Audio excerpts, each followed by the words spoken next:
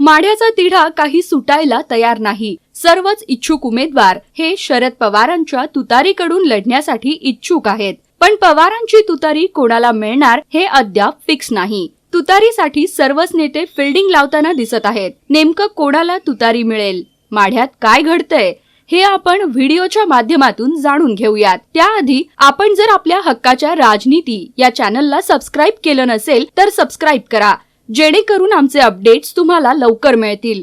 बबनदादा शिंदे यांनी माढा विधानसभा मतदारसंघावर 30 वर्षे सत्ता काबीज केली, पण आता त्यांच्यासाठी माढ्याचा गड काही सोपा राहिला नाही, कारण ते शरद पवारांना सोडून अजित पवारांसोबत गेले। या मतदारसंघात शरद पवारांना मानणारा मोठा वर्ग आहे। लोकसभेला शरद पवारांमुळे येथील लोकांनी भरभरून मतदान केलं। ही गोष्ट लक्षात आल्यानं बबनदादा पवारांच्या तुतारीसाठी हेलपाटे मारतायत। ते मुलगा रणजित शिंदे याच तुतारीकडून उमेदवारी मिळवू इच्छित आहेत। त्यासाठी ते पवारांच्या भेटीला 3 वेळा गेले। त्यांना पवारांकडून अपेक्षित प्रतिसाद मिळाला नाही। यामुळे त्यांनी स्पष्ट जाहीर केलं, तुतारी नाही मिळाल्यास आम्ही घड्याळ हातात बांधणार नाही, तर आम्ही अपक्ष म्हणून निवडणुकीच्या रिंगणात उतरू। बबनदादा शिंदे यांच्या या वक्तव्यावरून पवारांची तुतारी त्यांना काही मिळणार नाही असं म्हटलं जातंय। त्यामुळे या स्पर्धेतून शिंदेंचा पत्ता कट झाल्याचं बोललं जातंय।